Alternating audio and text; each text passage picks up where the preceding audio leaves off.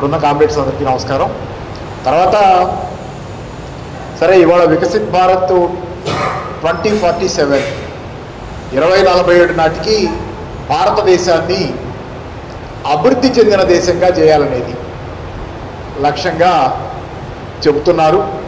అంటే సుమారుగా నాటికి నాకు తెలిసి అయితే డాలర్ల లెక్క చెప్పాలంటే తలసరి ఆదాయం 18,000 నుంచి 19,000 డాలర్ల దాకా సగటు భారతీయుడు తలసరి ఆదాయం ఉండాలనేది. సగటుగా భారతీయుడు ఒక్కొక్క మనిషికి సంవత్సరానికి 18,000 నుంచి 19,000 డాలర్ల ఆదాయం అనేది సగటు ఆదాయంగా ఆ రోజు అభివృద్ధి చెందిన భారతదేశంగా భారతదేశం ఉండాలనేది. సరే, ఈ అభివృద్ధి చెందిన భారతదేశంగా ఉండాలనే దాని విషయంలో ఏంటంటే మామూలుగా ఇప్పుడేంటి మన పరిస్థితి అంటే డెవలపింగ్ కంట్రీ, మనం ఇంకా అభివృద్ధి చెందుతున్న దేశం, అభివృద్ధి చెందల. మీరు చెప్పినట్టు మన వాళ్ళు చెబుతున్నటువంటి వికసిత్ భారత్ ప్రకారం ధనిక దేశం అది. అప్పుడు 2047 నాటికి ధనిక దేశం అవ్వాలి. ఇంకా మనం అభివృద్ధి చెందుతున్నటువంటి బడుగు దేశంగానే ఉన్నాం. దీని తర్వాత ఇంకో స్టేజ్ ఉంది, మిడిల్ ఇన్కమ్ కంట్రీ అని. ఏది 2047లో వీళ్ళు పెట్టుకున్న టార్గెట్ అయినా ధనిక దేశం అభివృద్ధి చెందిన దేశానికి వెళ్ళేటప్పుడు మధ్యలో ఇంకో స్టెప్ కూడా ఉంది, మిడిల్ ఇన్కమ్ కంట్రీ, మధ్య ఆదాయ దేశం. మనం ఆ స్టేజ్ కూడా ఇంకా వెళ్ళాం. సరే, ఓవరాల్గా ఏంటంటే మోడీ గారి చెప్పే ప్రకారం 2047 నాటికి మనం అభివృద్ధి చెందిన దేశం ఎలా అవుతాం అనే దాని మీద ఆయన అనేది ఏంటంటే, ఈ వికసిత్ భారత్ని లాంచ్ చేసినప్పుడు ఆయన మాట్లాడే మాటల్లో ప్రతి దేశానికి ఒక టైం వస్తుంది, ఒక పిలుపో ఒక టైమో వస్తుంది. ఆ టైం వచ్చినప్పుడు అది శరవేగంగా అభివృద్ధి చెందుద్ది, క్వాంటమ్ లీప్, ఒక పెద్ద గంతులో పెద్ద ఎత్తున అభివృద్ధి చెందుద్ది. బహుశా ఆయన మనసులో ఉంది చైనా, లేకపోతే గతంలో జపాను, సౌత్ కొరియా ఇట్లాంటి దేశాల మనం ఏదైతే మిరకిల్ ఎకానమీస్గా చెప్పుకుంటామో ఈ సౌత్ కొరియా కానీ లేకపోతే ఇక్కడ ఉన్నటువంటి కొన్ని ఎకానమీస్ ఏదైతే అమెరికా అండలో బాగా అమెరికాకి ఎగుమతులు చేసి ఎదిగినాయో అట్లాంటి ఆర్థిక వ్యవస్థలు ఆయన దృష్టిలో ఉండాలి. అలాగే చైనా కూడా అసాధారణమైనటువంటి అభివృద్ధిని కొద్ది కాలంలో సాధించింది. ఇది మనసులో పెట్టుకుని కావచ్చు ఆయన ప్రతి దేశానికి ఒక టైం వస్తుంది, ఆ టైంలో అది అసాధారణమైన రీతిలో విపరీతమైనటువంటి వేగంతో అభివృద్ధి చెంది ముందుకెళ్తుందని చెప్పారు. అట్లాగే భారతదేశానికి ఇప్పుడు టైం వచ్చిందంటాడు ఆయన. దానిలో భాగంగా ఆయన వాడిన మాట ఏంటంటే, ఈ టైం ఏంటంటే అమృతకాలం అన్నాడు. భారతదేశానికి అమృతకాలం ఇది, శుభ గడియల్లాగా. ఈ గడియలు మొదలైనవి కాబట్టి రావుకాలం ఇట్లా చెబుతారు కదా, గడియలు మొదలైనవి కాబట్టి ఈ కాలంలో మనం చాలా వేగంగా అభివృద్ధి చెందబోతున్నాం. దీనికి భారతీయులంతా కక్కడం కట్టుకుని అవిశ్రాంతంగా పనిచేయండి, చేస్తే మన లక్ష్యాన్ని మనం చేరుకుంటాం. ఈ అమృతకాలంలో మనం పనిచేస్తున్నాం. 2047 నాటికి ఇది ఫలించి మనం అభివృద్ధి చెందిన ఆర్థిక వ్యవస్థగా మారుతాం. అంటే ఆయన డెఫినేషన్ ప్రకారం అభివృద్ధి చెందిన ఆర్థిక వ్యవస్థ అంటే ఏంటంటే ఆ రోజు 2047 నాటికి భారతదేశపు స్థూల జాతీయ ఉత్పత్తి, ఒక స్థూల జాతీయ ఉత్పత్తి అంటే ఒక సంవత్సర కాలంలో ఒక దేశంలో ఉత్పత్తి అయినటువంటి సరుకులు సేవలు ఏదైనా ఉత్పత్తి వాటి తాలూకు రూపాయల్లో, మన భారతదేశంలో అయితే రూపాయల్లో విలువ గడితే ఈ సంవత్సరం ఈ దేశంలో ఉత్పత్తి అయిన సరుకుల సేవల విలువని రూపాయల్లో లెక్క గడితే 30 లక్షల కోట్ల రూపాయల వార్షిక ఉత్పత్తి స్థాయికి మనం జీడిపి దాన్ని 2047 నాటికి చేరుకోవాలన్నాడు. సరే, ఇప్పుడు ఎక్కడున్నాం మీ అందరికీ దరిదాపుగా తెలిసిన విషయమే. సుమారుగా 3.5 లక్షల కోట్ల పరిసరాలు, 3.6 లేకపోతే 7, 4 లోపే, 4కి చాలా తక్కువే లోపుగానే భారతదేశపు జీడిపి ఉంది ఇప్పుడు ప్రస్తుతం. కానీ మీరు ఇక్కడ ఒకటి గమనిస్తే ఉట్టికెక్కలేనమ్మ స్వర్గానికి ఎక్కిందనే ఒక సామెత ఉంది. అసలు 2025 నాటికే భారతదేశ ఆర్థిక వ్యవస్థని 20 టార్గెట్ పెట్టుకుని కూడా సుమారుగా 2021 ఎప్పుడో ప్రాంతంలో పెట్టుకున్నారు. ఇంకా ముందు 2025 నాటికల్లా భారత ఆర్థిక వ్యవస్థని 5 లక్షల కోట్ల డాలర్ల ఆర్థిక వ్యవస్థగా చెయ్యాలి అని గతంలో లక్ష్యం పెట్టుకున్నారు. 2024 ఇప్పుడు నడుస్తుంది. 2025 అంటే నడుస్తున్న కాలమే. 2024, 25, 2024 ఏప్రిల్ 1 నుంచి 2024 మార్చ్ 31 దాకా ఫైనాన్షియల్ ఇయర్ 25. అంటే ఇప్పటికీ భారత ఆర్థిక వ్యవస్థ 5 లక్షల కోట్ల ఆర్థిక వ్యవస్థ అయ్యి ఉండాలి అనేది వాళ్ళ టార్గెట్ల ప్రకారం లెక్క. కానీ అవల విఫలమయ్యారు. ఇప్పుడు దాని గురించి మాట్లాడటం మానేశారు. టార్గెట్ని కాస్త ముందుకు తీసుకెళ్ళి 2028, 29 ఆర్థిక సంవత్సరం నాటికి 5 లక్షల కోట్ల ఆర్థిక వ్యవస్థగా ప్రపంచంలో 3వ అతిపెద్ద ఆర్థిక వ్యవస్థగా అవతరించాలనేది ఇప్పుడు కొత్త లక్ష్యం. అంటే టార్గెట్ ముందు తీసుకెళ్లారు. టార్గెట్ ముందు తీసుకెళ్ళడం అంటే ఏంటి? వరకు ఏంటంటే ప్రజల్ని మభ్యపెట్టి గుర్రానికి ముందు పచ్చిగడ్డి కడతారు కదా, పచ్చిగడ్డి కడితే అది పరిగెడతా ఉంటుంది, గడ్డి అందుద్దేమోనండి. అది ఎప్పుడు చేస్తుంది గడ్డి దానికి ఎప్పుడు చేస్తుంది, అది పరిగెడతానే ఉంటుంది, గడ్డి దొరుకుద్దేమోనండి. ఎందుకంటే ఇట్లా కడతారు దాని ముందు, అది అంటూ అది దాంతోపాటు ముందుకు వెళ్తుంటుంది కదా, దాంతోపాటు కదులుతుంటుంది అది. అట్లాగే టార్గెట్లను మనం కదిలిస్తున్నారు. 2025 నాటికల్లా 5 లక్షల కోట్ల ఆర్థిక వ్యవస్థ అన్నారు. అది అవలా. ఇప్పుడు ఫైనాన్షియల్ ఇయర్ 28 అంటే 29 నాటికల్లా 5 లక్షల కోట్ల ఆర్థిక వ్యవస్థ అంటున్నారు. సరే, అవ్వచ్చు, అవ్వకపోవచ్చు, అవుద్దనే అనుకోవచ్చు. ఎందుకంటే మామూలుగానే ఆర్థిక వ్యవస్థ ఎప్పుడు ఎదుగుతూ ఉంటుంది. మామూలుగానే ఆర్థిక వ్యవస్థ ఎవరేం ప్రత్యేక ప్రోగ్రాములు లేకపోయినా నిరంతర ఆర్థిక కార్యకలాపాలు జరుగుతుంటాయి కాబట్టి దాని సహజమైన ఎదుగుదల కొంత ఉంటుంది. ఇక్కడ ప్రభుత్వాల పాత్ర ఏంటంటే, ఇప్పుడు మోడీ గారు చెప్పే అమృతకాలం కానీ ప్రభుత్వాల పాత్ర కానీ ఏంటంటే, ఒక వ్యూహాన్ని రచించి ఒక పద్ధతి ప్రకారం, ఒక వ్యూహం ప్రకారం ఆర్థిక అభివృద్ధికి ప్రేరణగా, చోదక శక్తిగా ప్రభుత్వం చాలా పెద్ద పాత్ర పోషించడం జరిగితే అప్పుడు పెద్ద గంతులో అభివృద్ధి జరుగుద్ది. అలా కాకుండా మామూలుగా కూడా అభివృద్ధి ముందుకు వెళ్తానే ఉంటుంది ఎకానమీ. ఎందుకంటే నిత్యం ఆర్థిక కార్యకలాపాలు ప్రజలకు అవసరం కాబట్టి మాట్లాడడానికి జరుగుతూనే ఉంటారు. కానీ అలా కాకుండా పెద్ద గంతులో చాలా ఎక్కువ ముందుకెళ్ళాలంటే ప్రత్యేకమైన పథకం కానీ ప్రత్యేకమైన కార్యక్రమం కానీ అవసరం. ఈ ప్రత్యేకమైన పథకం, ప్రత్యేకమైన కార్యక్రమం మోడీ గారికి కానీ మోడీ గారి ప్రభుత్వానికి కానీ ఇప్పుడు దాకా ఉన్నట్లు వాళ్ళు ఎక్కడ చెప్పాల. ఈ డెంగ్ సియాఓపింగ్ చైనాలో సంస్కరణలు తెచ్చాడు. చైనా గత 30-40 ఏళ్లలో విపరీతమైన స్థాయిలో ఏదైతే మోడీ గారు ఇప్పుడు పెద్ద గంతులో మన కాలం వచ్చింది అభివృద్ధి చెందాలంటున్నారో, నిజానికి చైనా చేసి చూపించింది దాన్ని. అసాధారణమైనటువంటి అభివృద్ధి. 1970ల చివరిలో చైనా జీడిపి లేకపోతే చైనా పర్ క్యాపిటల్ ఇన్కమ్ తలసరి ఆదాయం మంది సేమ్, మనకంటే తక్కువ వాళ్ళు ఇక వాస్తవానికి అప్పుడు. కానీ ఈరోజు వాళ్ళు మనకంటే 5-6 రెట్లు పైన తలసరి ఆదాయం కలిగి ఉన్నారు. జీడిపిలో అసాధారణమైన ప్రగతిని సాధించారు. ఇప్పుడు పెద్ద గంతులో అభివృద్ధి చెందారు. దానికి ఒక వ్యూహం ఉంది. డెంగ్ సియాఓపింగ్ ఒక వ్యూహాత్మకంగా మామూలు ఉంటాయి కదా మన తీర ప్రాంతం, చైనా తీర ప్రాంతాల్లో భారీ ఎత్తున అంటే కొన్ని పెద్ద ఎస్సీజెడ్లు, నగరాలు అంటే గ్రామాలు చాలా పెద్ద ప్రాంతాలు ఎస్సీజెడ్లుగా పెట్టి అక్కడికి విదేశాల నుంచి పరిశ్రమలను ఆహ్వానించాడు. అట్లా పెరగడం మొదలైంది వాళ్ళ ప్రయాణం. దానికి ఒక పెద్ద వ్యూహం ఉంది. వాళ్ళు ప్రతి దానిలో చైనాది మీరు చూసేటట్లయితే మీరు ఒక మెషిన్లో బోల్ట్లు ఎలా కదులుతాయో, ఓ మెషిన్ ఉంటుంది, కొన్ని 100 బోల్ట్లు ఉండొచ్చు దానిలో, కానీ అన్నీ కలిసి ఒక పద్ధతి ప్రకారం కదులుతాయి. చైనా చేసే ప్రతి పనిలోనూ ఒక దెబ్బకి 2 పిట్టలు కాదు, ఒక దెబ్బకి మొత్తం డజన్ల లక్ష్యాలు సాధించే విధంగా వ్యూహాత్మకంగా ఉండడం అనేది చైనా ఆర్థిక అభివృద్ధిలో మీకు కనపడుతుంది. అసాధారణమైనటువంటి వ్యూహం, చాలా అధ్యయనంతో కూడుకున్న చాలా సవివరమైనటువంటి ప్రణాళికాబద్ధమైనటువంటి ఆర్థిక అభివృద్ధిని చైనా చేసుకుంటూ వెళ్తారు. ఈరోజు చైనా ఆర్థిక అభివృద్ధి స్లోడౌన్ అవుతుంది. కానీ ఆ స్లోడౌన్ కూడా వాళ్ళు నిర్ణయించుకుని చేస్తున్నారు, వద్దు ఇంతకంటే వేగం వద్దని. 5% ఎకానమిక్ గ్రోత్ అనేది ఈరోజు గతంలో లాగా చైనా 8%, 10% చెందటం అభివృద్ధి 5% మేరకే జరుగుతుంది సుమారుగా. కానీ అది కూడా వాళ్ళ వ్యూహంలో భాగంగా వాళ్ళు జీ జిన్పింగ్ రాగానే చెప్పాడు, న్యూ నార్మల్ అనే మాట వాడాడు. ఇక ముందు మనం గతంలో లాగా అంత వేగంగా అభివృద్ధి చెందటల్లా 5% ఈజ్ అవర్ న్యూ నార్మల్ అన్నాడు. మన కొత్త సాధారణ స్థితి ఏంటంటే 5% గ్రోత్. ఎందుకంటే పర్యావరణ విధ్వంసాన్ని ఆపాలి, ఇష్టానుసారం అభివృద్ధి పేరుతో వనరులు దుర్వినియోగం చేయొద్దు, అలాగే వినియోగదారీ మనస్తత్వం నుంచి ప్రజల్ని బయటపడేయాలి. ఎట్లా పడితే అట్లా కన్సంప్షన్ అంటే రోజుకో మోడల్ ఫోన్ మార్చేదో ఇష్టానుసారం వినియోగం చేసేదో వద్దు, దాన్ని కూడా డిస్కరేజ్ చేయాలన్నారు. అది ప్రణాళికాబద్ధంగా చేసుకెళ్తున్నారు. సో ఇక్కడ ప్రణాళికాబద్ధమైనది లేకుండా భారతదేశం కూడా ఏ దేశం కూడా అభివృద్ధి సాధించలేదు.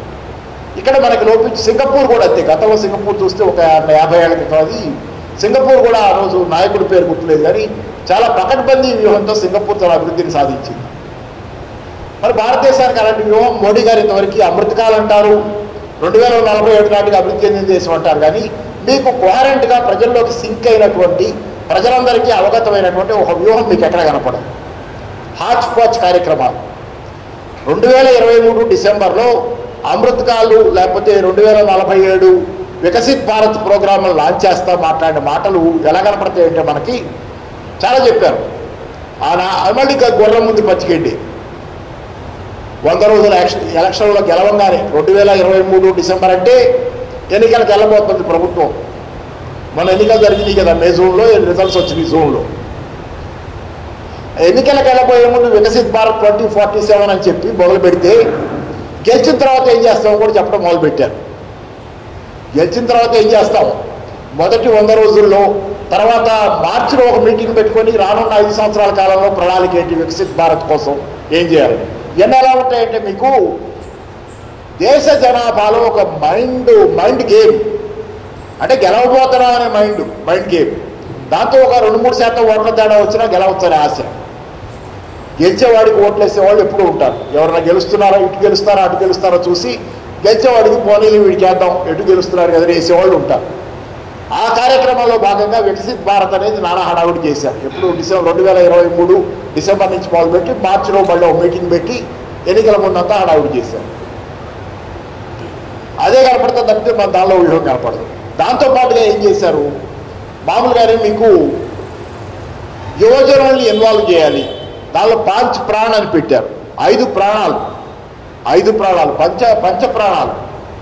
వికసిత్ భారత్ నెరవేర్చడం కోసం 5 ప్రాణాలు అంటే 5 తీర్మానాలు లేకపోతే 5 ప్రాణప్రదమైనటువంటి అంశాలు యువజనులలోకి ఇంకాలి, యువజనులలోకి, దేశ ప్రజలలోకి ఇంకాలి, ముఖ్యంగా యువజనులలోకి.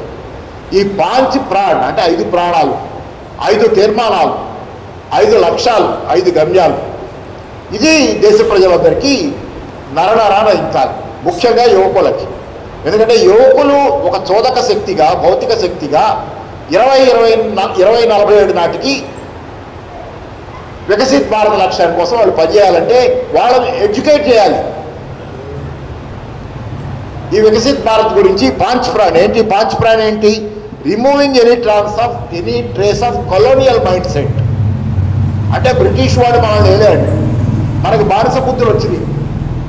ఈ బానిస బుద్ధి తాలూకు ఆలోచనలు పోయి మన కాళ్ళ మీద మనం స్వతంత్రంగా ఆలోచించుకునే చూపు, స్వతంత్రమైనటువంటి. అంటే ఇక్కడ మీరు మనందరికీ తెలిసిందే, బానిస బుద్ధి వద్దనేది మనందరికి అనుకునేది, మనందరికి కూడా కావాలని ఎవరు అనుకో. కలోనియల్ మైండ్ సెట్ ఉండద్దని బ్రిటిష్ వాడి బానిస మనస్తత్వాన్ని, ఆ మెకిన్సీ విద్యా విధానాన్ని, ఇట్లాంటివన్నీ మనం కూడా వ్యతిరేకిస్తాం సహజంగానే. కానీ వాళ్ళ ఉద్దేశం ఏంటంటే కలోనియల్ మైండ్ సెట్ పోవటం అంటే మనువాద మనస్తత్వం రావటం, మనువాద మనస్తత్వం రావాలి, అది మనం ఇంకించేది. అదొకటి, కలోనియల్ మైండ్ సెట్ పోవాలి అనేది ఒకటి 5 ప్రాణుల్లో. రెండోది ఏంటంటే భారతదేశాన్ని అభివృద్ధి చేయాలని ప్రగాఢమైనటువంటి ఆకాంక్షని యువజనుల్లో నాటాలి. అంటే నరనరాన ఈ దేశాన్ని ఎలాగైనా నేను అభివృద్ధి చేయాలని తీవ్రమైనటువంటి బలమైనటువంటి తాపత్రయాన్ని యువజనులకు ఎక్కించాలి. మూడోది ఏంటంటే taking pride in our legacy.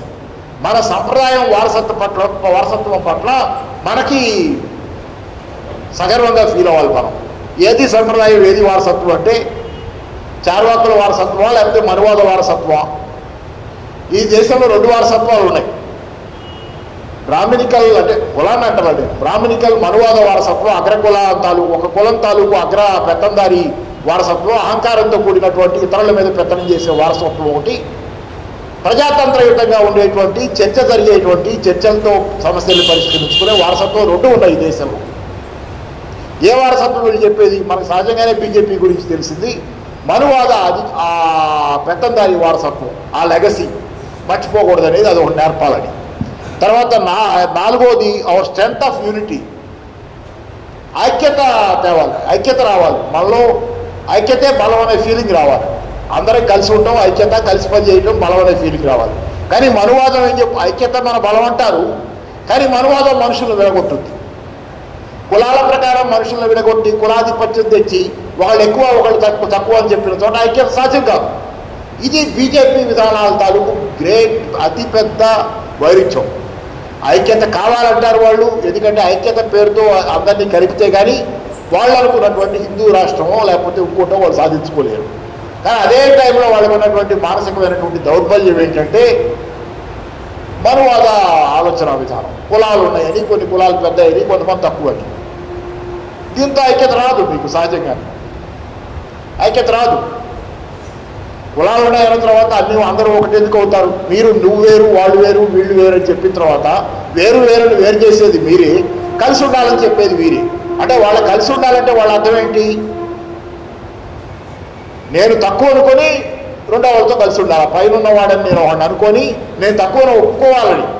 బహుశా అలాంటిది సాధ్యం కాదు. ఒక డెమోక్రటిక్ స్పిరిట్ కానీ ప్రజల్లో సహజంగానే ఉన్నటువంటి పెరిగినటువంటి ఎంపవర్మెంట్, అన్ని వర్గాల్లో పెరిగినటువంటి సాధికారత అనే భావన అనేది ఈరోజు ఎవరికంటే తక్కువ ఒప్పుకోరు. ప్రాక్టికల్గా కొంతమంది దగ్గర డబ్బులు లేకపోవచ్చు, కొంతమంది దగ్గర రాజ్యాధికారం తాలూకు పవర్ లేకపోవచ్చు, కానీ ఎవరికంటే తక్కువ ఒప్పుకోవడానికి వీలైనటువంటి వీరు కానటువంటి కాలంలోకి మనం చాలా సంవత్సరాల క్రితమే ప్రవేశించాలని నడుస్తున్నాం. కానీ ఈ అంచెలంచెల వ్యవస్థలో ఒకళ్ళు ఎక్కువ ఒకళ్ళు తక్కువ ఒప్పుకుంటారా అందరూ కలిసి ఉండాలంటారు. కాబట్టి ఈ వైరుధ్యంతోనే బీజేపీ నాశనం అవుతుంది. కానీ ఇక్కడ ఏం చెబుతున్నారు వీళ్ళు? ఐక్యభావన దేవాలు ఉండని చెబుతున్నారు. అది ప్రాక్టికల్గా వీళ్ళ వల్ల కాదు. కాబట్టి ఏంటంటే ఇది వీళ్ళు ఉన్నంతకాలం ఈ మనువాద మనస్తత్వం, ఎందుకంటే వాళ్ళు దాన్ని దాటి రాలేదు. వాళ్ళు అదే స్వతహాగా ఆర్ఎస్ఎస్ భావజాలం కానీ ఇదంతా ఏంటంటే మనువాద మనస్తత్వం కానీ ఆధిపత్య భావజాలం కానీ ఇవన్నీ ఉన్నాయి. ఎందుకంటే నాతో కూడా టీవీ డిబేట్లకు వచ్చేవాళ్ళు బీజేపీ వాళ్ళు కొంతమంది చెబుతుంటారు, వాళ్ళు వేరే కులాలకు సంబంధించి యాదవులు రకరకాల కులాల వాళ్ళు బీజేపీలో ఉన్నవాళ్ళు హైదరాబాద్లో టీవీ డిబేట్లకు వచ్చినప్పుడు వాళ్ళు మాట్లాడేది ఏంటంటే ఎంత చేసినా మా పార్టీలో ఆ పెద్ద కులాంది ఆధిపత్యం అండి, పెద్ద కులాంది ఆధిపత్యం అంటే చెబుతుంటారు. అంటే వాళ్ళు చేస్తారు, కానీ మనసావాచ బీజేపీలో వాళ్ళే బీజేపీలో ఇన్వాల్వ్ కాలేకపోతున్నారు. వేరే కులాల వాళ్ళు బీజేపీలో ఉన్న వేరే కులం వాళ్ళే బీజేపీలో ఇన్వాల్వ్ కాలేకపోతున్నారు. వాళ్ళు పూర్తిగా మనసావాచ లేరు. జస్ట్ ఏదో ఈ రోజుల్లో కెరీర్ కోసం చాలామంది రాజకీయాల్లోకి వస్తారు కాబట్టి వాళ్ళు కూడా అలాగే వచ్చారు. ఆ పార్టీలో ఉంటే ఏదైనా బెనిఫిట్స్ లేకపోతే ఏదో చిన్న పదవో లేకపోతే ఇంకోటో దక్కుతాయి. అంతకు మించి ఆ పెద్ద కులానికి సంబంధించిన వాళ్ళు తప్పితే ఆ పార్టీలో పూర్తిగా ఎవరు మనసావాచ ఇన్వాల్వ్ అవ్వరు.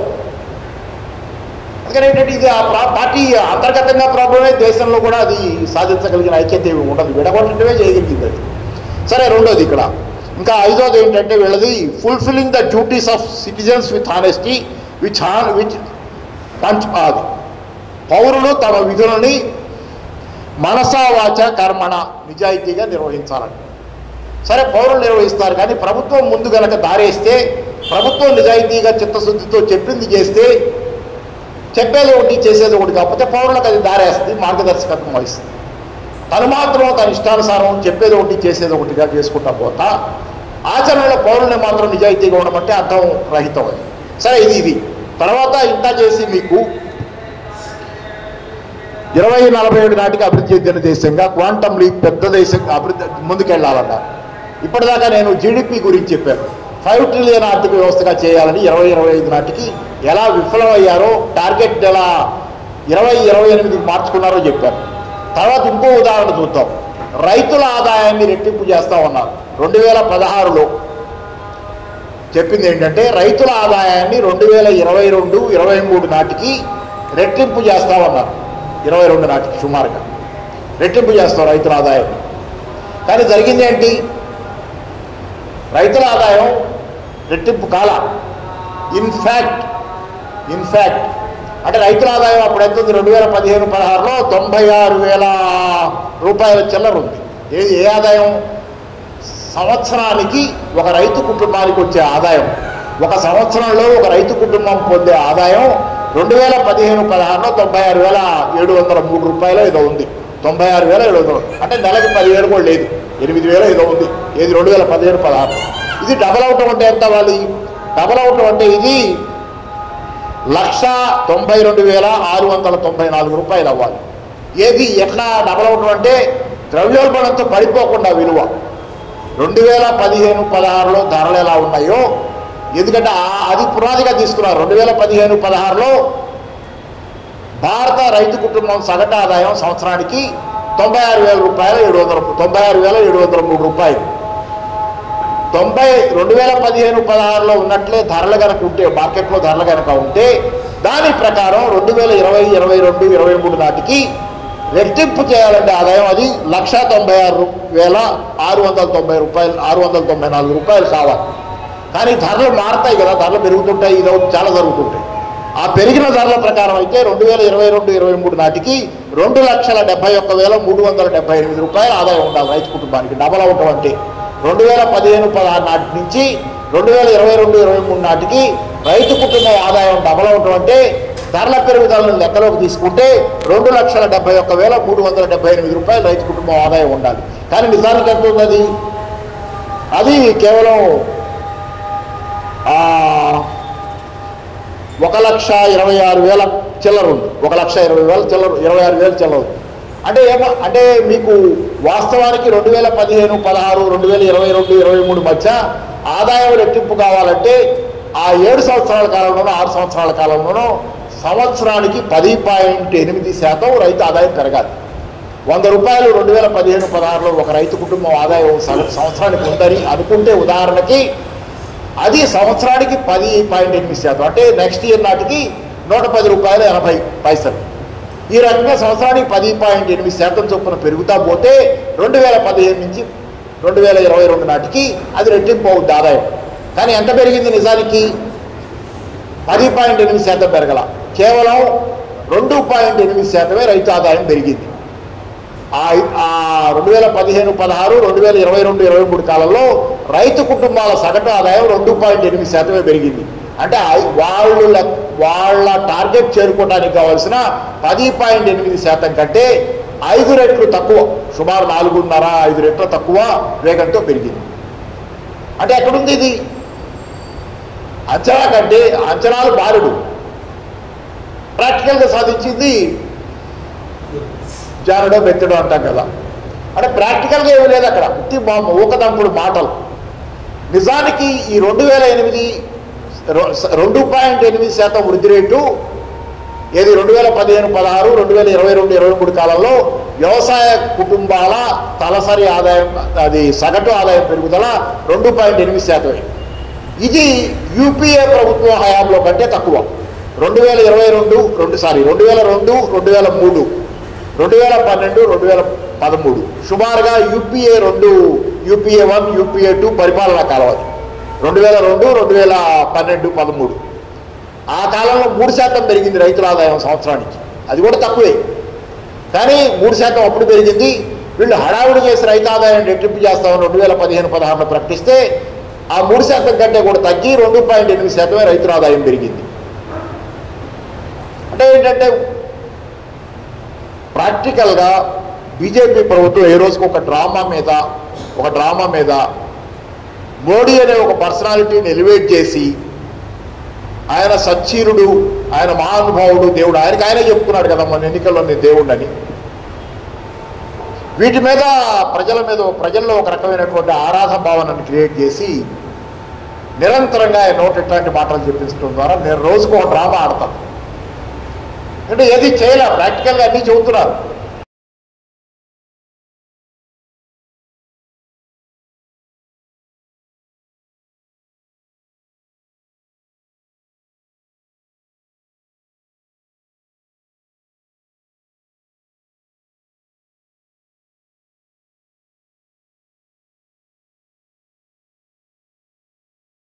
జీవితంలో వాళ్ళ ఆచరణలో చెప్పిన దానిలో చేసిన దానిలో చూస్తే అన్ని గ్యాప్లే. అసలు ఆ మాటకు వస్తే ఎన్నికలకు కూడా నినాదం మారిపోతుంది. ఒక నినాదం మీద ఫిక్స్డ్గా కూడా ఉంటుంది బీజేపీ. 2014 ఎన్నికల్లో ఏదో ఒక నినాదం ఉంది, నాకు గుర్తులే, ఎన్నికల స్లోగన్ ఒకటి ఉంది.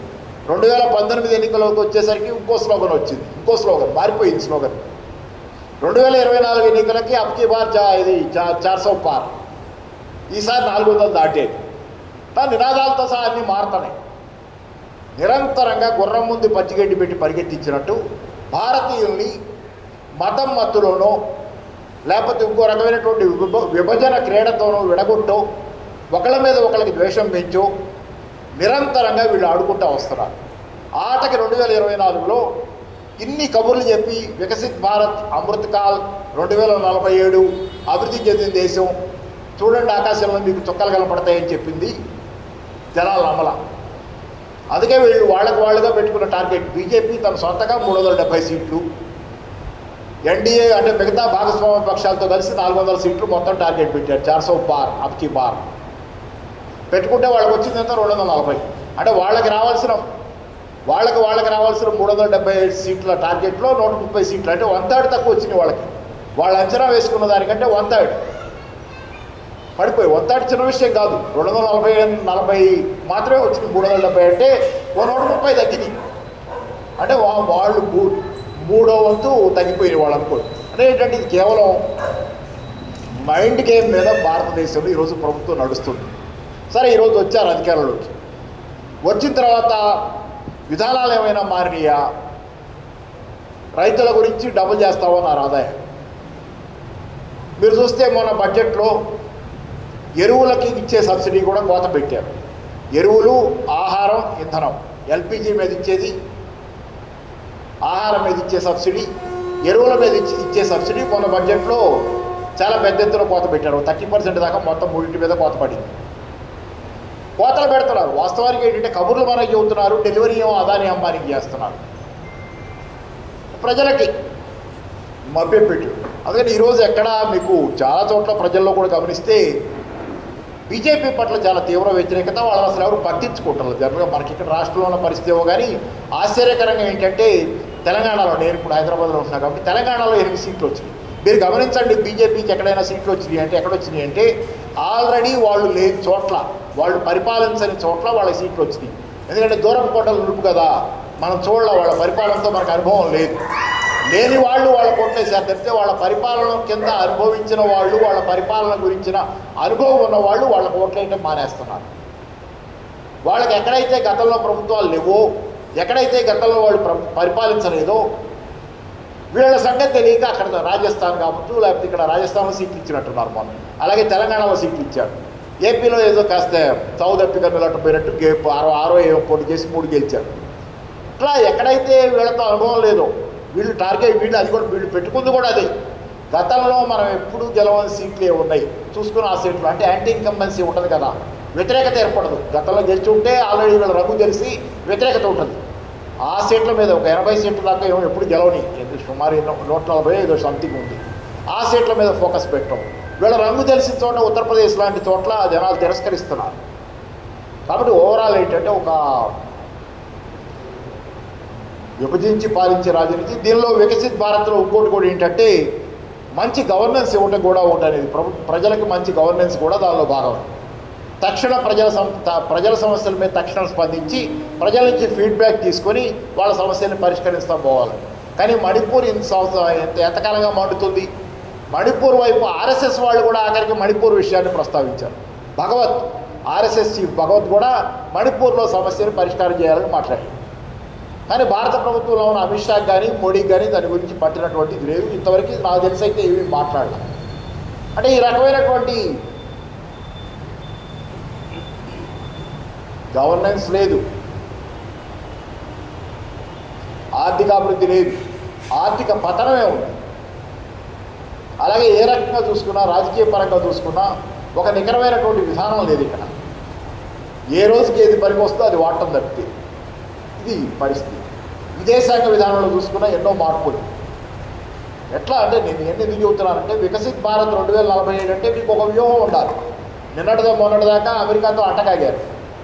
రష్యాతో ఉన్నట్లు ఎందుకున్నారు, ఉన్నట్లుగా స్నేహపూర్వకంగా. రష్యాతో వీళ్ళు వచ్చిన తర్వాత స్నేహం చెడిపోయింది చాలా వరకు. కానీ రష్యాతో ఉన్నట్లుగా ఎందుకున్నారంటే రష్యా నుంచి చౌకగా క్రూడ్ ఆయిల్ వస్తుంది. దానికోసం అది జామ్నగర్ రిఫైనరీలో ఎక్కడో దాన్ని రిఫైన్ చేసి అదాని ఆదాయం పొందుతున్నాడు. ఇట్లా ప్రైవేట్ రిఫైనరీస్ భారీగా ఆదాయాలు పొందిన ఎగుమతులు చేసి ఆ రిఫైన్ చేసిన క్రూడ్ ఆయిల్ని. దీనికోసం చౌకగా రష్యాతో ఆ ఆయుధాలు కొనక తప్పదు. ఎందుకంటే భారీ ఎత్తున మన ఆయుధ సంపత్తి మొత్తం విడి భాగాల కోసం ఇచ్చి అది చారిత్రకంగా మనం రష్యా మీద ఆధారపడుతున్నాం. కానీ ఓవరాల్గా రష్యా కూడా చాలా దూరం చేశారు వీళ్ళు. తర్వాత ఈ మధ్యకాలంలో అమెరికాతో అట్టకాయి అంతా అయింది. మళ్ళీ మొన్న ఎన్నికలు అయిపోయిన తర్వాత విదేశాంగ విధానంలో కూడా కంటిన్యూయేషన్ లేదు. అమెరికా వాళ్ళు చెప్తున్నా వినకుండా రష్యా పోయాడు. నేనంటే పోవద్దంటున్నా. అంటే అర్థమైంది అమెరికా చిల్లిపడవ మునిగిపోతుంది. రష్యా చైనా యాక్సిస్ ఏదైతే రష్యా చైనా కలిసినటువంటిది, ఇరాన్ వీళ్ళంతా కలిసినటువంటిది ప్రపంచంలో ఈరోజు పైచేయి అయింది వాళ్ళది. బలాబలాల పొందిక మారింది కాబట్టి పచ్చ అవకాశవాదంతో మళ్ళీ రష్యాకు పోయాడు. బలాబలాల పొందిక మారింది కాబట్టి అమెరికా చిల్లిపడవ మునిగిపోవడం కళ్ళ ముందు కనపడుతుంది కాబట్టి ఇటు పోయాడు. అంటే ఇంత తప్పితే నికరమైనటువంటి విదేశాంగ విధానం అంటే ఏమీ లేదు. నిన్నటిదాకా అమెరికాతో విపరీతంగా అంటకాగారు. ఈ రోజుకి అలాగే ఉంటారు. ఎందుకంటే సామ్రాజ్యవాద పెట్టుబడిదారీ ప్రయోజనాలకి బీజేపీ ఆర్ఎస్ఎస్ ప్రయోజనాలకి ఏ తేడా ఉండదు. నేను వేరే దూరంగా పోవటం, నేను కొన్ని ఉదాహరణలు చెబుతాను. 1945లో రెండవ ప్రపంచ యుద్ధం ముగిసింది. రెండవ ప్రపంచ యుద్ధం నడుస్తున్న కాలంలో భారతదేశంలో ఉన్నటువంటి హిందూ ఛాందసవాద సంస్థలు హిట్లర్ని విష్ణు అవతారంగా చెప్పినాయి. హిట్లర్ని విష్ణు అవతారంగా ఆ రోజు ఉన్నటువంటి బెంగాల్లో కానీ ఇక్కడ ఉన్నటువంటి కొన్ని హిందూ ఛాందసవాద సంస్థలు హిట్లర్ అనేవాడు విష్ణువు రూపంలో రక్షించడానికి వచ్చాడని చెప్పి హిట్లర్ గురించి ఆమె పేరు కూడా ఏదో ఉంది, బెంగాలీ ఒక ఆమె కూడా దీనిలో శారదాదేవో ఆమె పేరు ఏదో గుర్తులేదు, ఆమె గురించి పుస్తకం కూడా ఉంది. వీళ్ళంతా కలిసి ఆ రోజు ప్రపంచ పెట్టుబడిదారీ వ్యవస్థ తాలూకు దాని వికృత రూపమైనటువంటి ఫ్యాసిజాన్ని సమర్థించడానికి చాలా తాపత్రయపడ్డారు. ఈరోజు కూడా అంతే. ప్రపంచ పెట్టుబడిదారీ వ్యవస్థకి పట్టుకొమ్మ, ప్రపంచంలో దోపిడీకి కీలక స్థానం, ప్రపంచ కార్పొరేట్లు ధనవంతులకి కేంద్ర బిందువు అమెరికాతో కాగటానికి ఈరోజు ఇప్పటికీ ఆర్ఎస్ఎస్ బీజేపీలు ఇంకా విపరీతమైన తాపత్రయంతోనే ఉన్నాయి. కానీ కప్పిపెట్టుకుంటారు తమ ఇదిని. ఎందుకంటే ఈరోజు బలాబలాల పొందికలో అమెరికా వీకెన్ అవుతుంది కాబట్టి వీళ్ళకున్నది ఏంటంటే అవకాశవాదం. వీళ్ళకి ధైర్యంగా దేనికి ఎదురు తిరిగి నిలబడే ధైర్యం కూడా లేదు, నిలబడలేరు. కాబట్టి గతంలో కూడా మీరు విన్నారు చరిత్రలో, ఎమర్జెన్సీ టైంలో లెటర్ రాసి వాజ్పేయి గారు అరెస్ట్ అయితే లెటర్ రాసి బయటకు వచ్చారని, అలాగే సావర్కర్ గురించి కూడా మనం విన్నాం, ఆయన బ్రిటిష్ వాళ్ళకు లొంగుబాటు చూపించాడని ఎట్లా రాశాడు. కాబట్టి వీళ్ళు ఏంటంటే ఏడగా గొడుగు పరిస్థితి బాగుందంటే మిడిసిపట్టం, బాగాలేదంటే సరెండర్ అయిపోవటం అనే ధోరణిలో ఈరోజు అంతర్జాతీయ రాజకీయాల్లో విదేశాంగ విధానంలో కూడా అమెరికాతో మరీ ఎక్కువగా అయితే వాడు మునుగుతున్నాడు మనం కూడా మునుగుతామనే భయంతో తప్పితే ఓవరాల్గా ఏంటంటే ఇది కోహరెంట్గా ఏ విధానం లేదు. ఇక్కడ మోడీకి అధికారం తప్పితే ఇంకో విధానం లేదు, అధికారం తప్పితే ఇంకో విధానం లేదు. ఆ అధికారం అనేది అదాని అంబానీ సేవ చేయడానికి తప్పితే ఇంకో దానికి కాదు. చూడండి, చాలా చోట్ల మీకు విచిత్రంగా వీళ్ళు చేసే పనుల్లో చాలామంది మనకు నచ్చే రచయితలు, వామపక్ష రచయితలు, అభ్యుదయ రచయితలకు వీళ్ళు అవార్డులు ఇస్తున్నారు. అలాగే చాలా సామాన్యమైనటువంటి కార్యకర్తలు కూడా పార్టీ సీట్లు ఇస్తున్నారు. మిగతా పార్టీల్లో కనపడింది, బూర్జువా పార్టీలో ఎక్కడ కనపడిన ధోరణి డబ్బులు నోళ్ళకి ఇచ్చేదాన్ని కాకుండా ఎవరికైనా సామాన్యుడు పనిచేసే కార్యకర్త. ఇక్కడ కూడా మనకి ఒక ఆయనకి మినిస్ట్రీ కూడా ఇచ్చారు, సీటు కూడా ఇచ్చారు. ఆంధ్రప్రదేశ్లో కూడా అక్కడెక్కడ పేరు మర్చిపోయేది. సామాన్యమైనటువంటి కార్యకర్తలాగా ఉండే బీజేపీ ఆయనకి సీట్ ఇచ్చారు, ఆయన మినిస్టర్ కూడా అయ్యాడు ఒక సెంటర్లో. చేస్తారు, ఎందుకంటే వీళ్ళకి ఎవరికేదైనా చేస్తారు. అంతిమంగా దీనంతటా ఒక టార్గెట్ మాత్రం ఏంటంటే అదాని అంబానీ సేవ మాత్రం జరగాలి. దాని దగ్గర రాజీ లేదు, మిగతా ఎన్ని రాజీలైనా పడతారు, ఎవరికైనా సీట్ ఇస్తారు. అంతిమంగా వీళ్ళంతా కలిసి అదాని అంబానీ సేవలో ఉండాలి. వాళ్ళని ప్రశ్నించినంత వరకు దాంతో ఏ తేడా, కుల మత తేడాలు కానీ లేకపోతే వాడు పెద్దవాడా చిన్నవాడా ధనికుడా పేదవాడా తేడాయే లేదు. సీట్లు ఇస్తారు, పని చేయించుకుంటారు. జనాల్లో ఎవరికి ఫేస్ ఉంటే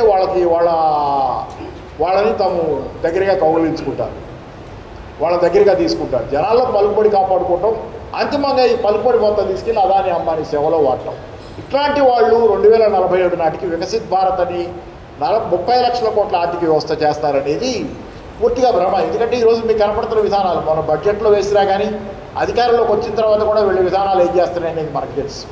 ఉదాహరణకు వికసిత్ భారత్లో ఒక ప్రధానమైన లక్ష్యం ఏంటంటే ఎంఎస్ఎంఈని అభివృద్ధి చేయటం, వాటిని కోలుకునేలాగా వాటిని కాళ్ళ మీద నిలబెట్టడం.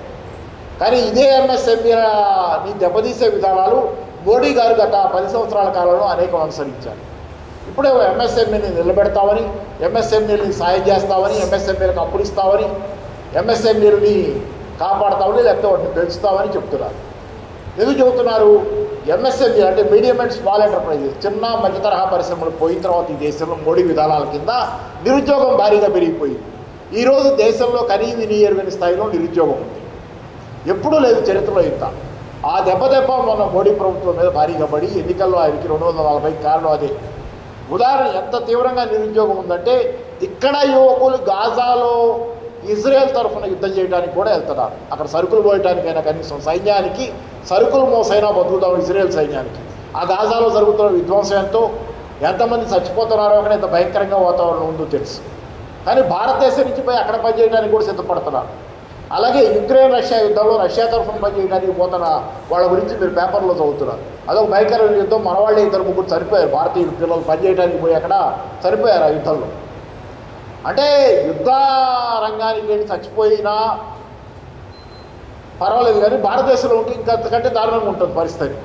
వాళ్ళలో చెబుతుంది ఏంటంటే ఆ పిల్లలు వాళ్ళని కొంతమందిని అడిగితే ఎందుకు వెళ్తున్నారు, అక్కడ చచ్చిపోతారేమో కదా, భయం కదా, ప్రమాదకరం కదా అంటే, ఇక్కడ ఉంటే ఎటుకుంటూ చచ్చిపోతాం సార్ మేము, అక్కడికి పోతే ఏదైనా నెలకెంతనైనా కుటుంబానికి పంపుకుంటాం ఉన్ననాళ్ళని చెప్తున్నారు. అంటే యుద్ధ రంగంలో ఉన్న వాతావరణం కంటే భారతదేశంలో నిరుద్యోగికి, సామాన్యుడికి, పేదవాడికి పరిస్థితి మరీ భయంకరంగా ఉందని.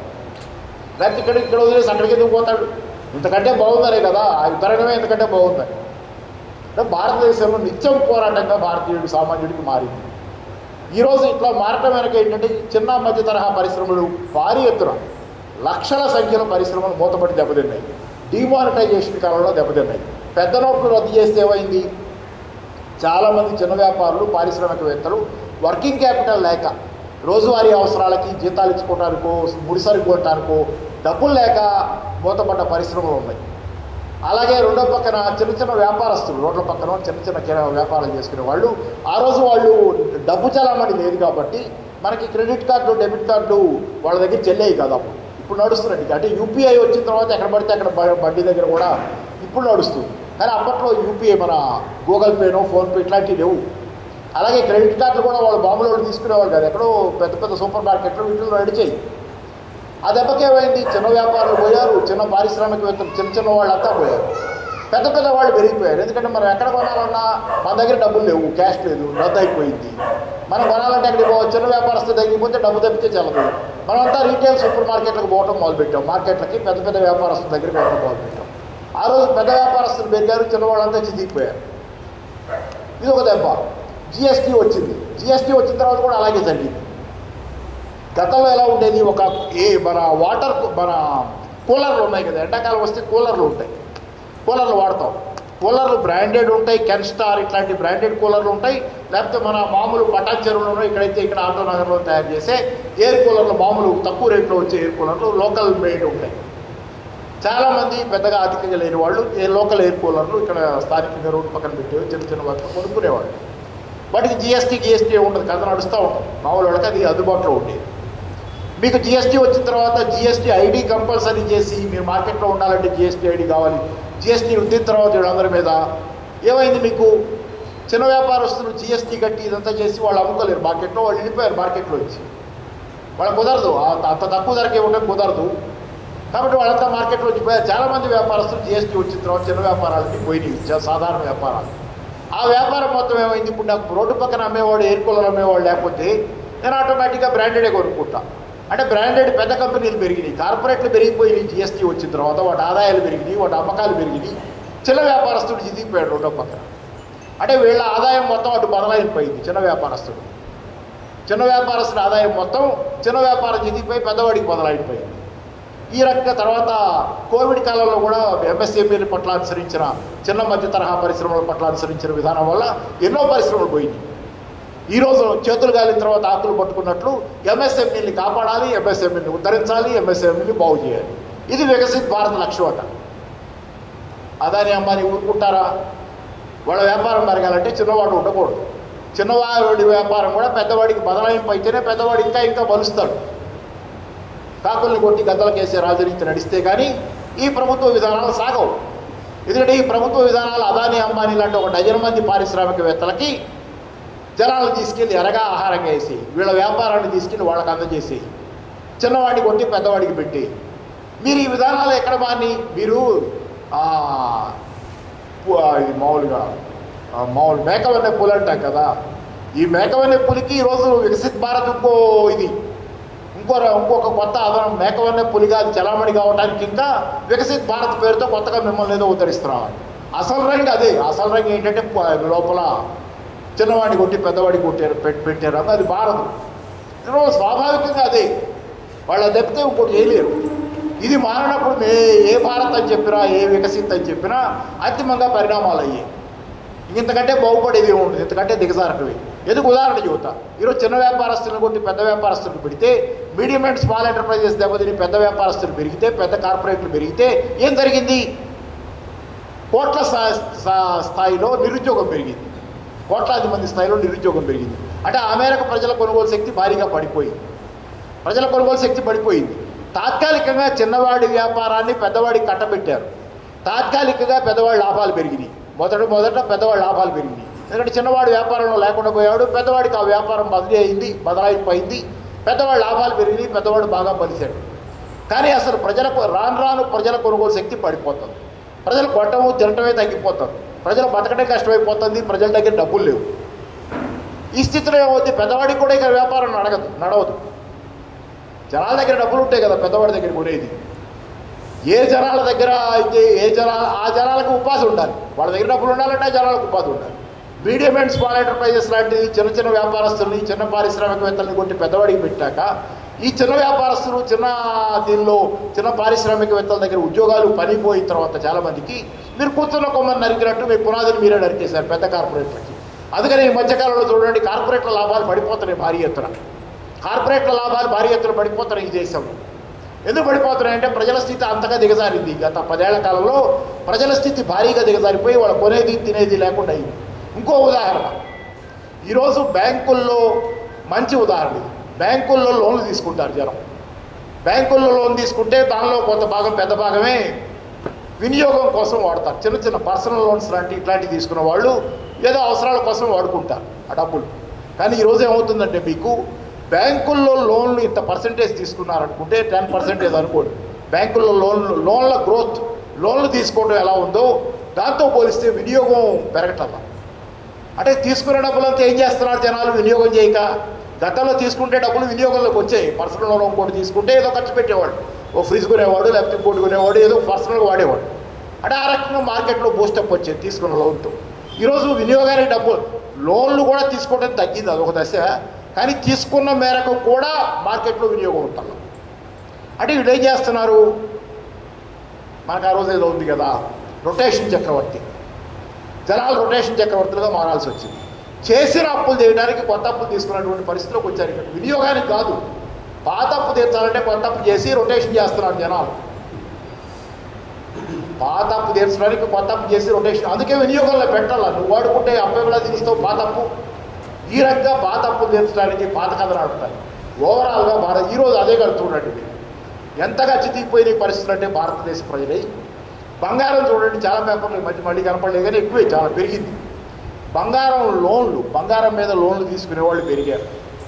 లోన్లు తీసుకునే వాళ్ళు పెరగటమే కాదు, తీసుకెళ్ళి బంగారం కుదవబెట్టి పెరగటమే కాదు, కుదవబెట్టిన బంగారానికి దానికి నెలవారీ వడ్డీ కట్టాలి కదా, అది కూడా కట్టలేక బ్యాంకుకి బంగారాన్ని వదిలేసుకుంటే బ్యాంకుల బంగారాన్ని వేలం వేసుకుంటాడు విపరీతంగా. వీడు కట్టలేక ఎన్పిఏ మొండిబకాయ అయిపోయి వీడు కట్టడు, బ్యాంకులో ఓడిపోతాయి బంగారం, వాడు వేలం వేస్తాడు. ఆ వేలం వేసేవి కూడా అడ్వర్టైజ్మెంట్లు పెరుగుతున్నాయి పేపర్లో. బంగారం బ్యాంకులు వేలం వేసే అడ్వర్టైజ్మెంట్లు పెరుగుతున్నాయి. అది అందుకని ఓవరాల్ ఏంటంటే ఈరోజు ఇంకా చాలా ఉన్నాయి అలా చెప్పుకుంటా పోతే. సేవింగ్స్ తగ్గిపోయినాయి జనాలు, పొదుపు మొత్తాలు తగ్గినాయి. ఎందుకంటే ఆదాయం లేదు, పొదుపు ఎక్కడ ఉంటుంది. అప్పులు పెరిగినాయి జనాలే, అప్పులు ఎన్నో రెట్లు పెరిగినాయి జనాలు. అంటే ఇప్పుడు ఏంటంటే కొసాంచున పతనం తాలూకు కొసాంచున భారతదేశ ప్రజల ఆర్థిక పరిస్థితి ఉంది. ఇప్పటికే కొత్తలాడుతున్నటువంటి లోపల మరిగిపోతున్నటువంటి పరిస్థితిలో భారత ఆర్థిక వ్యవస్థ దారుణమైనటువంటి స్థితిలో ప్రజల జీవితాలు ఉన్నాయి. దీనిలో వికసిత్ భారత్ 2047 30 లక్షల కోట్ల ఆర్థిక వ్యవస్థ పేరుతో అరచేతిలో వైకుంఠం చూపే పనిని, గుర్రం ముందు పచ్చిగడ్డి పెట్టే పరిగెత్తించే పరిస్థితిని ఇంకా చేయాలని చెప్పి పాలకులు ప్రయత్నిస్తున్నారు. నడిచేది కాదు. ఎందుకంటే వీళ్ళ స్వభావం స్వరూపం మారం. వీళ్ళు ఆకస్మికంగా ప్రజల పట్ల వీళ్ళకి ప్రేమ పుట్టుకురాదు. వీళ్ళ సేవలు అదానీ అంబానీ లాంటి కార్పొరేట్లకే ఉంటాయి. ప్రో ధనవంతులు, ప్రో కార్పొరేట్లు వీళ్ళ స్వభావం స్వాభావికంగా వీళ్ళదే. వీళ్ళు దాని నుంచి బయటికి రాలేరు, ఎవరి వర్గ స్వభావం నుంచి వాళ్ళు బయటికి రాలేరు. కాబట్టి వీళ్ళు ఇలాగే ఉంటారు. మిగతా అన్నీ ఏంటంటే మనల్ని మభ్యపెట్టుడు తప్పితే ఏదీ నిజం కాదు. భారతదేశ ఆర్థిక వ్యవస్థ ఇప్పుడున్నట్లు ఈ మాత్రమే నిలబడితే చాలనుకోవటం తప్పితే వీళ్ళ పరిపాలనా కాలంలో ఇది మంచి దిగజారటం తప్పితే మరొకటి జరగదు. మొన్నే చూడండి బడ్జెట్లో ఎన్ని జరిగినాయో. బడ్జెట్లో వాళ్ళు వేసిన బడ్జెట్లో 5 రకాల ఎరువులు, పురుగుల మందులు, ఫెర్టిలైజర్లు, ఎరువులు, ఆహారం దాని మీద కోత పెట్టారు సబ్సిడీ. అలాగే ఆఖరికి వీళ్ళకు ఓట్లేసే మధ్యతరగతి, వీళ్ళ మీద ఎక్కువ నమ్మకం ఉండేది. బీజేపీ వాళ్ళ మీద ఎక్కువ నమ్మకం ఉన్నది. వ్యాపారస్తులు, మధ్యతరగతి వర్గం ఎక్కువ వీళ్ళని నమ్ముకుంటారు. వాళ్ళ ఓట్ బేస్ పునాది అదే. వాళ్ళని కూడా దెబ్బకొట్టారు ఆ బడ్జెట్లో. వాళ్ళకు కూడా ఇవ్వాల్సినటువంటి ఇది చేయాలి. ఓవరాల్ ఏంటంటే ఇది, కాకపోతే ఇక్కడ నేను ఒకటే చెప్పేది, ఈ 2047 టార్గెట్లు ఇవన్నీ నాకు ఎట్లా కనపడుతున్నాయంటే, ఓ పుస్తకం ఉంది చైనా మీద రాశాడు, ఒక అమెరికన్ రాశాడు, ద 100-year మారథాన్ అని రాశాడు. 100 సంవత్సరాల పరుగు, 100 సంవత్సరాల పరుగు 2049లో అనుకుంటారు చైనా విప్లవం. 1949 నుంచి 2049 దాకా 100 ఏళ్ళు. చైనా విప్లవానికి 100 ఏళ్ళు పూర్తవుతాయి 2049లో. దాని గురించి ఆయన రాస్తే ఒక పుస్తకం రాశాడు, కిమ్ పిల్స్బరీ అనే అమెరికా అతను రాశాడు ఈ పుస్తకం, ద 100-year మారథాన్ అని. 100 సంవత్సరాల పరుగు పందెం 1949 ఈ 100 సంవత్సరాలలో వ్యూహాత్మకంగా చైనా అమెరికాని ఓడించడానికి నిర్ణయాలు తీసుకుని ముందుకు సాగింది. ఆ విషయంలో విజయం సాధించింది. మనం ఓడిపోయాం అని కిమ్ పిల్స్బరీ అనే ఒక అమెరికా మేధావి, చైనాతో బాగా సంబంధాలు ఉన్నటువంటి, అంటే అక్కడికి పోయాడు ఎక్కువసార్లు చైనాతో వ్యాపారం కోసం, కానీ నేను అమెరికా పంపింది. ఆయన స్వయంగా రాసిన పుస్తకంలో చైనా వాళ్ళు మనల్ని మోసం చేశారు, మనం నిండా మునిగిపోయాం, వాళ్ళ వ్యూహం ప్రకారం 1949 నుంచి 2049 దాకా 100 ఏళ్ల ప్రణాళిక పెట్టుకొని మనల్ని ఓడించారు, ఇక మనకి వాళ్ళ చేతిలో ఓడిపోయామనేది రాసుకుంటా పుస్తకం రాసుకున్నాడు, 100-year మారథాన్ 100 ఏళ్ళు. బహుశా 100 ఏళ్ళని ఏమన్నా మోడల్గా తీసుకొని చైనాతో నిరంతరంగా కంపేర్ చేసుకుంటారు కాబట్టి ఈ 100 ఏళ్ళు 47, మనకి 47లో స్వాతంత్రం వచ్చింది 1947లో, ఈ 100 ఏళ్ళు 2047 పెట్టుకుని చేస్తున్నటువంటి పులిని చూసి నక్కవాత పెట్టుకున్న కథలాగా ఉంది తప్పితే దీనిలో ఏమాత్రం వ్యూహాత్మకత కానీ, ప్రజల పట్ల నిబద్ధత కానీ, ప్రజల పట్ల చిత్తశుద్ధి కానీ, దేశం పట్ల నిజమైనటువంటి ఆలోచనలు లేవు. ఏదో తాత్కాలికంగా ఏ రోజుకి ఆ రోజు పబ్బం గడిపిపోయే వ్యవహారంగా నడుపుతున్నారు ఇదంతా. కాబట్టి ఏంటంటే దాన్ని పెద్ద సీరియస్గా తీసుకునేంత ఈరోజు ఎవరు పట్టించుకుంటారని కూడా నేను అనుకోను. వికసిత్ భారత్ అన్నా ఏదన్నా జనాల బతుకులైతే రోజు రోజుకి దిగజారుతున్నాయి. దీనిలో ఇక మన చుట్టూ చూస్తున్నాం ఏం జరుగుతున్నాయి చాలా దేశాల్లో పరిణామాలు, శ్రీలంకలో కానీ బంగ్లాదేశ్లో. ఇక్కడ సరే ఏదేమైనా ఏం జరుగుతుందో తెలియదు, కానీ ఇవన్నీ మనం జనరల్గా ఏంటంటే ఫ్యాన్సీ మాటలు, ఫ్యాన్సీ ఇది, కాబట్టి ఈ ఫ్యాన్సీ మాటలు, ఫ్యాన్సీ ఇదికి పెద్ద ప్రాధాన్యత కూడా ఇవ్వాల్సిన అవసరం లేదనుకుంటున్నా. ఎందుకంటే జనం తమ నిత్య జీవితంలో తమ అనుభవాల దృష్ట్యా బీజేపీ ఏం చేస్తుందో అనేది గ్రహిస్తున్నారు. మత్తుమందు ఏదైతే ఇంజక్షన్ ఎనస్థీషియా ఇస్తే ఎక్కువసేపు ఉండదు, ఆపరేషన్ తాలూకు పోయిన ఆ తర్వాత కనపడుతుంది నెమ్మదిగా. ఎనస్థీషియా దగ్గర కొద్దీ ఆపరేషన్ చేసిన తాలూకు తెప్పి బయటపడుతుంది. అలాగే వీళ్ళు చేస్తున్నటువంటి అకృత్యాలు, వీళ్ళు దేశం పట్ల సాగిస్తున్నది అనేది చాలా పెయిన్ఫుల్గా ఉంది జనాలకి. ఆ బాధ అనేది గుర్తిస్తున్నారు జనాలు. కాబట్టి ఏంటంటే ఈ ప్రభుత్వం రేపు నేను అనుకుంటున్న 3 రాష్ట్రాలకి 3-5 రాష్ట్రాలు ఉన్నాయి కదా, మళ్ళీ అసెంబ్లీ ఎన్నికలు జరగాల్సిన టైం వచ్చింది. ఆ ఎన్నికల తర్వాత ఈ ప్రభుత్వం తాలూకు స్థిరత్వం ఎట్లా ఉంటుందో కూడా చూడాల్సిన పరిస్థితి ఉంది. ఎందుకంటే డాంబికంగా గంభీరంగా ఇప్పటికీ పైకి కనపడుతున్నారు, విధానాలు ఏం మార్చుకోకుండా అలాగే ముందుకెళ్తున్నారు. కానీ ఏంటంటే రేపు 3 రాష్ట్రాల ఎన్నికలు జరిగిన తర్వాత వాళ్ళకి సపోర్ట్ ఇస్తున్న పార్టీల పరిస్థితి ఎలా ఉంటుందో, అంతర్గతంగా బీజేపీలో పరిస్థితులు ఎలా ఉంటాయి, ఎందుకంటే లోపల చాలా ఉన్నాయి, అన్నీ చూడాలి. కాబట్టి ఓవరాల్ ఏంటంటే వికసిత్ భారత్ అనేది ఇది మోడీ గారు నమ్మాచారం అనేది మనకి అన్నీ తెలిసినాయి కదా. అర్ధరాత్రి GST